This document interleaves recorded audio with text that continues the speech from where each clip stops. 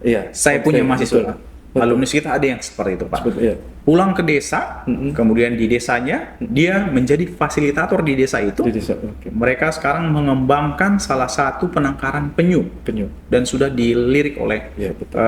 tidak hanya NGO, bahkan dari Kementerian Kelautan juga. Kementerian Kelautan.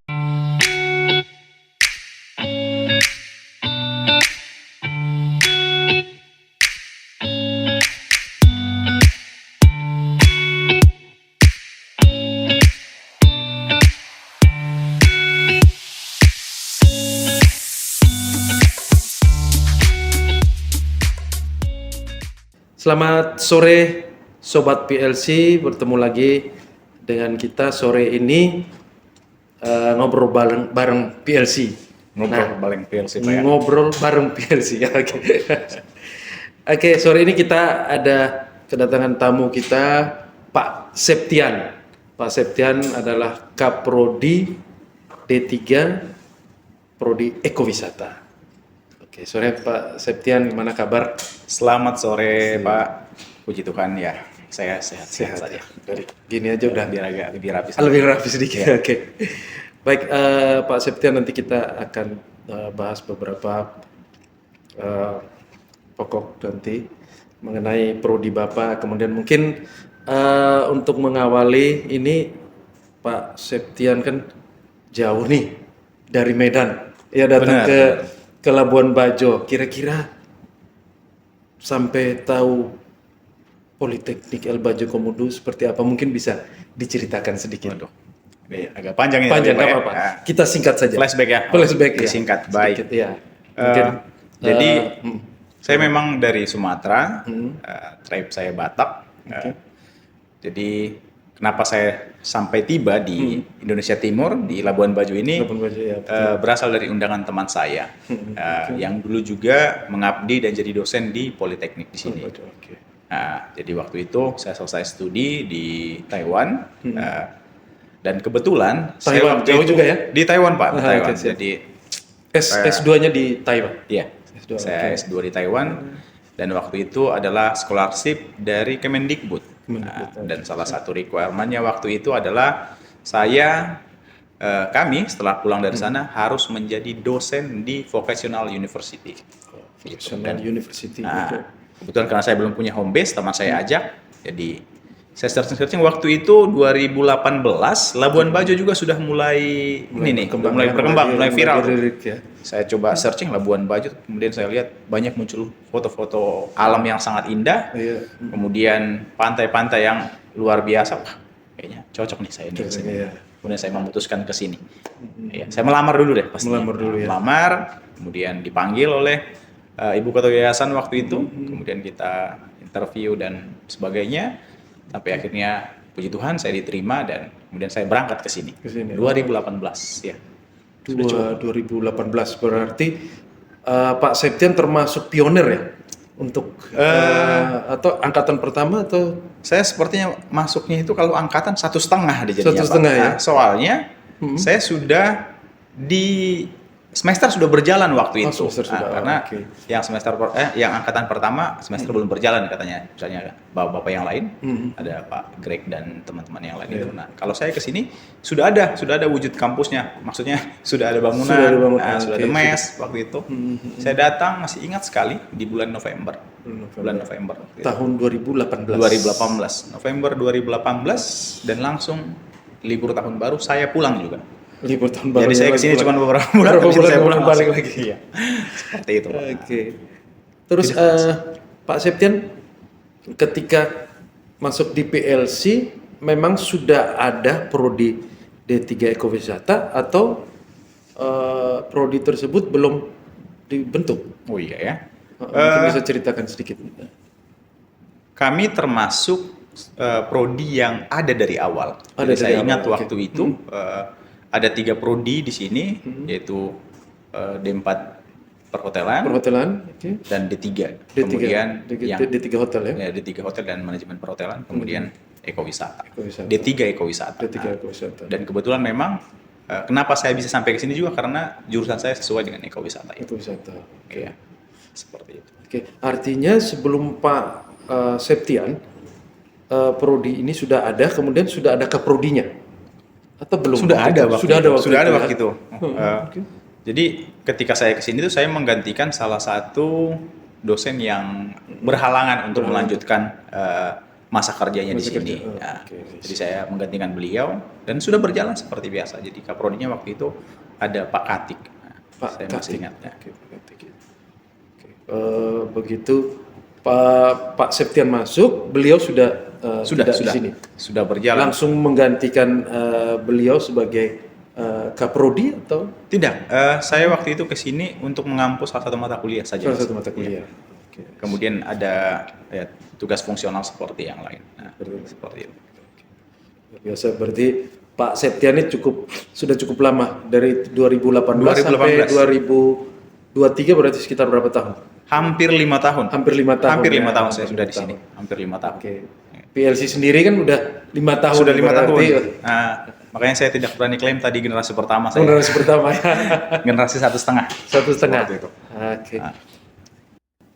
Baik Pak Septian, kita mungkin saya ingin mencari tahu lebih dalam, dan sobat-sobat PLC mungkin ingin tahu lebih dalam mengenai apa sih keunikan daripada prodi D3 Ekowisata ini.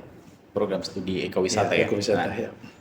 baik, ini menarik nih sebenarnya untuk diceritakan ke teman-teman dan pendengar yang Sekalian promosi nih. sekalian promosi harus. ya. Karena jurusan ekowisata ataupun program studi ekowisata ini tidak banyak di Indonesia sebenarnya, Pak. Ya. Oke. Kalau tidak salah, ketika pembentukannya kami waktu itu baru ada 5. Dan seperti IPB ada ekowisata. 5 itu di seluruh Indonesia. Di seluruh Indonesia. Seluruh Indonesia. Oke. Kemudian ada di Politeknik Manado juga, seingat saya itu yang Bahari. Kemudian ada juga yang di Papua. Dan jadi intinya tidak banyak, Pak. Dan salah satunya kita. Makanya tantangannya juga waktu itu kami agak kesulitan juga ketika mencari perbandingan untuk penyusunan kurikulum kami ketika itu. Nah, apa yang menjadi unik dari program studi ini? Nah, saya sendiri juga setelah berkecimpung, karena kebetulan saya dari sains murni, Pak, sebenarnya. Sains murni, jadi ilmu lingkungan, dan kemudian di sini sekarang saya ikut di pariwisatanya. Dan ekowisata itu menjawab apa yang selama ini menjadi pertanyaan-pertanyaan saya. Nah, jadi ekowisata ini merupakan program studi yang berbasis konservasi sumber daya yang berkelanjutan, yang dipadukan dengan pariwisata. Ya, yang dipadukan dengan pariwisata. Jadi intinya adalah ketika melakukan aktivitas-aktivitas pariwisata, ketika menjadi pelaku-pelaku pariwisata, semuanya harus berkelanjutan. Apakah itu secara ekonomi, apakah itu secara sosial, kebudayaan, ataupun pastinya lingkungan yang menjadi fokus kita. Makanya saya lihat, makanya ini lengkap sekali. Ekowisata. Nah, jadi cuman orang-orang sering salah kaprah juga nih ketika berbicara ekowisata, jangan-jangan cuma ekologi. Jadi teman-teman itu berpikir anak IPA doang nih jangan-jangan kesini ya, kan? Ya, betul. Nah, padahal sebenarnya ketika kita omong tentang ekowisata, ternyata kita tidak hanya membahas tentang yang lingkungan saja, Pak. Ya. Termasuk budaya juga ternyata masuk dalam ekowisata. Saya juga baru tahu juga sebenarnya, Pak. Karena saya dari sains murni tadi saya bilang. Ternyata melihat juga sosial, termasuk di kebudayaan dan ekonominya. Jadi tidak pure kita lihat hanya di bidang ilmu alam seperti itu. Nah, berarti ada beberapa unsur yang ada di dalam ekowisata ini sendiri. Ekonomi tadi seperti ekonomi, yang Pak Septian sampaikan, bahwa ada ekonomi, kemudian di situ juga ada yang namanya juga lingkungan. Lingkungan juga kita lihat. Pariwisata, ya. Di situ mungkin kalau secara singkat biasa kita terangin ekowisata apa sih? Saya selalu tekankan ke mahasiswa saya. Ya, 3P. Itu poinnya. 3P. People, planet, profit. Iya. Oke, profit berarti ekonomi itu pasti sudah pasti. Ekonomi, ya kan? Ya. People-nya yang tadi saya bilang, bisa sosial, berhubungan dengan kebudayaan. Kemudian ada yang planetnya, lokal ya. Secara lokal. Kemudian planet yang berhubungan dengan lingkungan kita. Nah, jadi 3P ini yang menjadi base kita Pak. Nah, seperti Oke. itu di dalam ekowisata. ini. Ekowisata. Oke, baik sobat PLC, ada 3P yang disampaikan Iya. oleh Pak Septian tadi, bahwa yang pertama adalah people, kemudian ada profit, dan yang terakhir adalah planet. Planet, ya. Ada, ya. Earth ini adalah planet ya. Earth, ya. Iya. Oke, baik. Kita mungkin lanjut ke, saya pingin tahu, dan mungkin sobat PLC juga pingin tahu kira-kira untuk kurikulumnya sendiri. Nah, kurikulumnya sendiri apakah bisa bersinergi dengan industri atau seperti apa? Mungkin Bapak bisa sedikit jelaskan apakah ada kolaborasi dengan industri, dengan Dudi seperti itu. Mungkin Pak Septian bisa jelaskan seperti apa sih kurikulum yang ada di D3 Ekowisata ini. Ya. Nah, jadi kebetulan waktu itu prodinya ini sudah terbentuk. Nah, jadi saya juga belajar juga nih, ternyata di dalam proses pembuatan kurikulum itu cukup menyenangkan, Pak. Dan base kita adalah vokasi atau politeknik. Jadi ada tahapan-tahapan tertentu yang kita harus lakukan. Nah, yang pertama misalnya kita harus melihat, bertanya dulu dengan stakeholder yang ada di sini. Kita melihat industrinya, apa sebenarnya yang dibutuhkan oleh tempat ini. Industri. Nah, dari sana kemudian kita akan melihat profil lulusan. Kita akan membentuk lulusan kita apa yang diminta industri. Nah, itulah yang menjadi profil lulusan kita. Nah, dari profil lulusan kemudian kita akan menyusun untuk capaian pembelajarannya. Capaian pembelajaran kemudian diturunkan menjadi mata kuliah. Kemudian mata kuliah ada beberapa persyaratan, misalnya RPS, modul, dan akhirnya terbentuklah menjadi sebuah kurikulum. Nah, jadi seperti yang saya tekankan di awal, sinerginya dengan industri apa? Nah itu dari awal saja sebenarnya Pak, pembentukan kurikulum kita itu kita bertanya dari mereka dulu tuh. Iya betul. Ya, Oke. bahwa Bapak di sini butuh apa ya? Mereka kasih tahu apa yang mereka butuhkan, kemudian kita juga akan berkaca kan, oh kami juga punya SDM ini, kami bisa membentuk prodi ini berarti.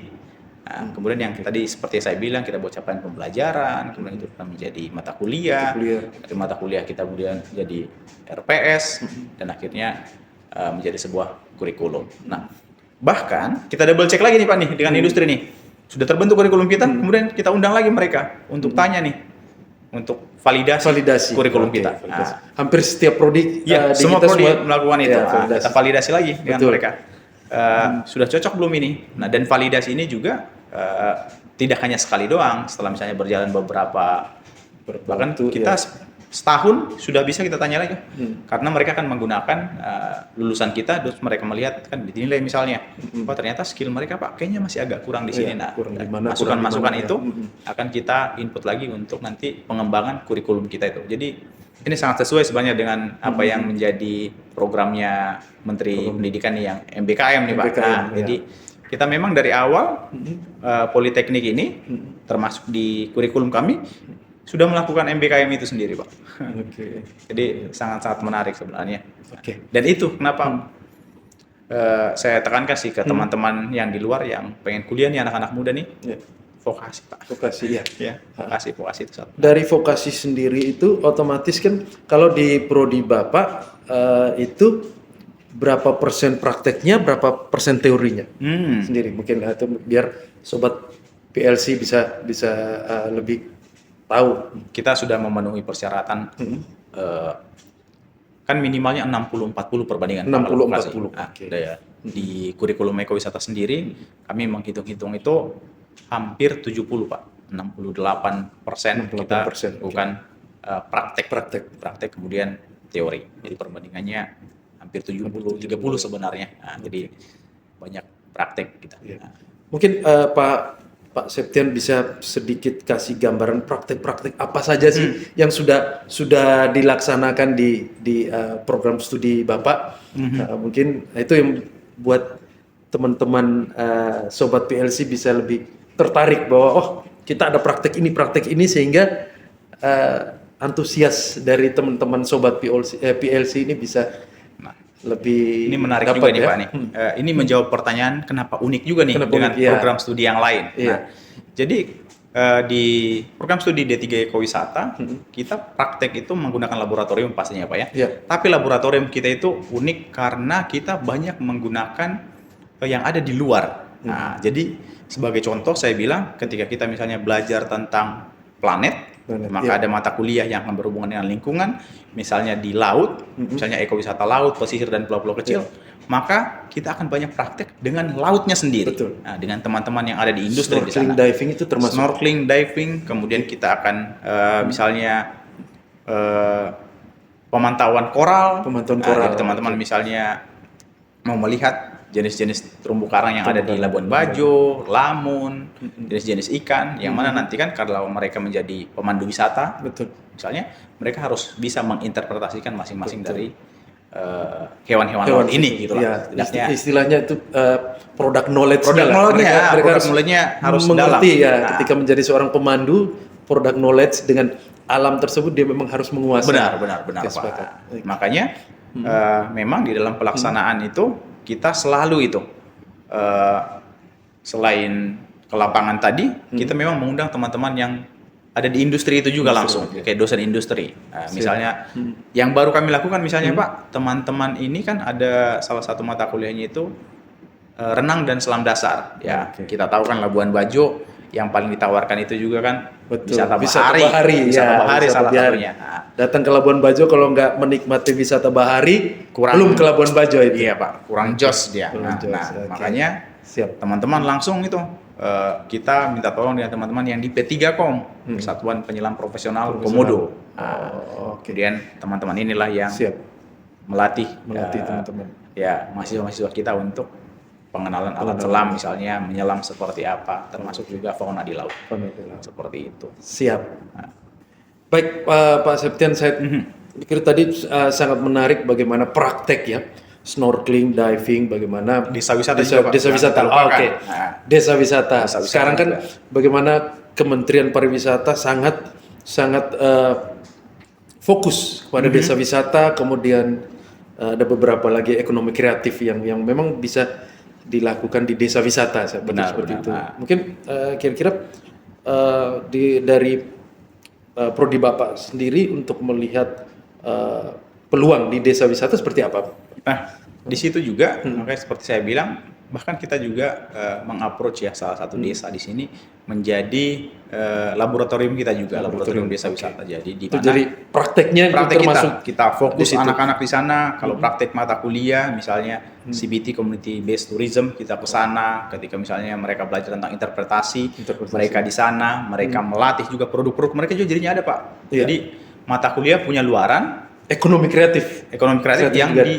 nanti masyarakat desa menggunakan. Nah, jadi misalnya ekonomi kreatif kewirausahaan misalnya Bapak. Ya. Nah, nanti kita akan lihat nih mereka punya produk apa. Nah, anak-anak nih yang nanti akan melihat secara langsung produk itu apa, mereka akan kembangkan dan pastinya kita bimbing. Nah, kemudian diserap langsung oleh masyarakat yang ada di sana seperti itu. Jadi memang hampir semua mata kuliah kita itu khususnya yang spesifik yang ada prakteknya itu kita ada luaran yang bisa diserap oleh teman-teman di desa wisata misalnya. Nah, jadi itu salah satu.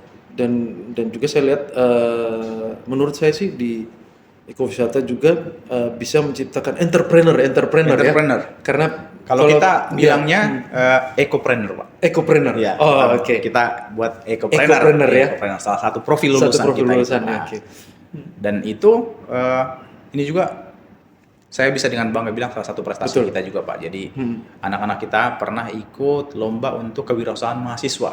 Nah, dan mereka ada 2 yang menang, Pak. Jadi sekarang itu ada data kopi data itu, dan satu lagi yang madu atanisar. Dan itu produk dari mahasiswa kita itu. Iya, dan itu masih dilanjutkan di UKM kewirausahaan. Benar. Bersama prodi-prodi yang lain juga. Iya.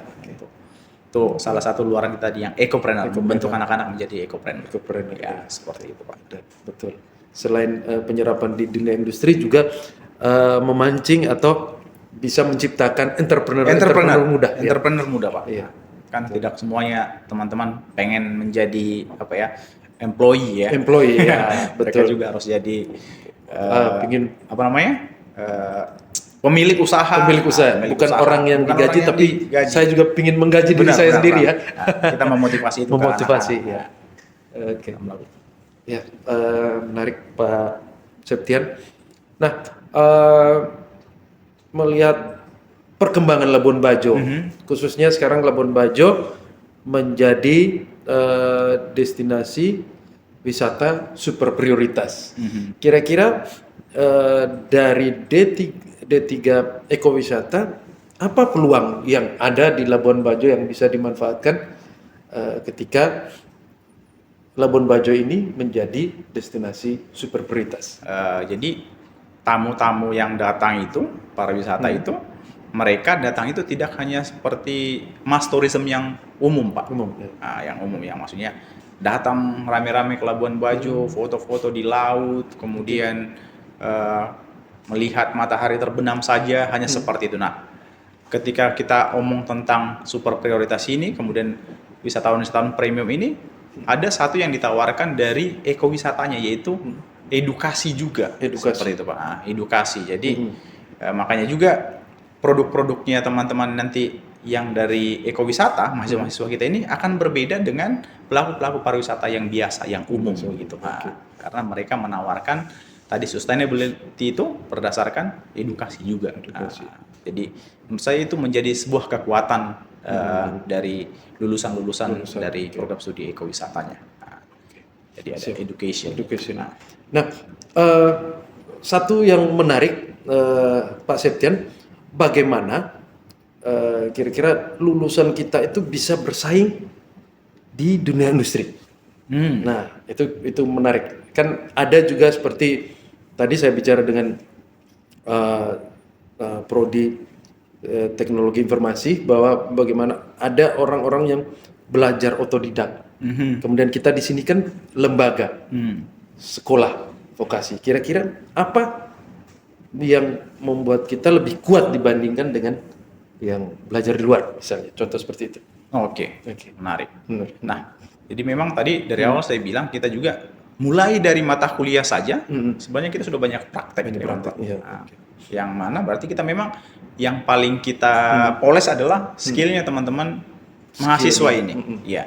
Jadi dari awal di mata kuliah saja mereka banyak praktek, dan di praktek ini seperti yang saya bilang tadi, mereka ke industri, kemudian mereka juga ada langsung berhubungan dengan teman-teman yang ada di industri. Dosen-dosennya aja tidak selalu kami aja, Pak.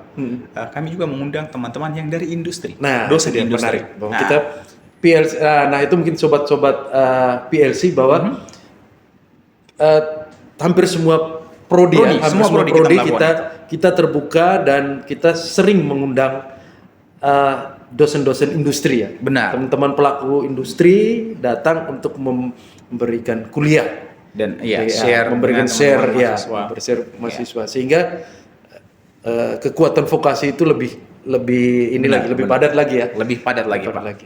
Ditambah lagi, Pak, ini kan setelah mereka mendapat itu, mereka juga wajib PKL-nya juga bukan hanya sekali, tapi praktek 2 kali kerja lapangan. Nah, di mana kalau PKL ya kita 2 semester lah, ya. Nah, 2 semester. 2 semester 2 kali mereka. Nah, di mana ya kita semua tahu kalau PKL itu benar-benar mereka bukan simulasi lagi, ya, Pak, ya. Kalau PKL memang benar-benar bekerja di industrinya sendiri. Nah, makanya kita sih pede sih teman-teman mahasiswa ini, memang kalau sudah terjun ke industri mereka sudah siap, Pak. Nah, Pak Septian, sejauh ini apakah mahasiswa kita ada yang ketika sedang PKL atau sedang kuliah mereka sudah diterima atau sudah bekerja di industri? Ya, nah itu menariknya tuh. Jadi memang kita sering mengalami itu, Pak. Jadi ketika teman-teman mahasiswa ini PKL di suatu industri, kemudian masih di pertengahan perkuliahan aja, di pertengahan PKL, tiba-tiba, Pak, saya sudah diminta untuk kerja di sini gitu. Nah, dan itu juga ya kita dengan senang hati memfasilitasi itu. Jadi kita karena memang goal kita tadinya adalah untuk membuat teman-teman ini bekerja.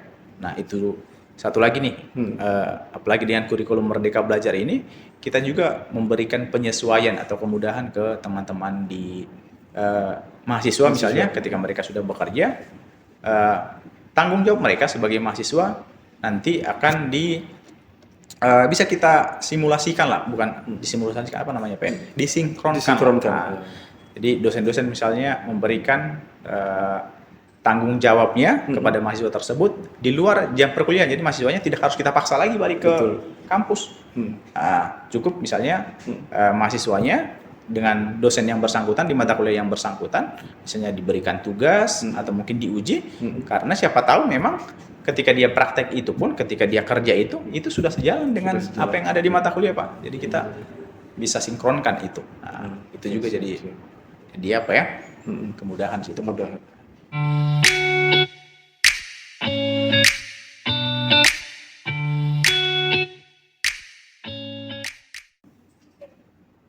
Baik, Pak Septian tadi Pak Septian sudah mengulas cukup panjang mengenai bagaimana ekowisata ini bersinergi dengan industri, dan sudah ada beberapa lulusan kita yang memang sudah bekerja di industri ya. Bekerja di industri, Kemudian dan memang dari entrepreneur tadi juga sudah. Oke. kita juga kerja sama dengan industri banyak Pak, banyak sekali kan. Ya. Kita Mungkin bisa kasih contoh perusahaan yang sudah bekerja sama dengan kita, lulusan hampir kita. semua hotel-hotel yang Labuan Bajo sepertinya kerjasamanya dengan kita Pak yang top ya. Ya.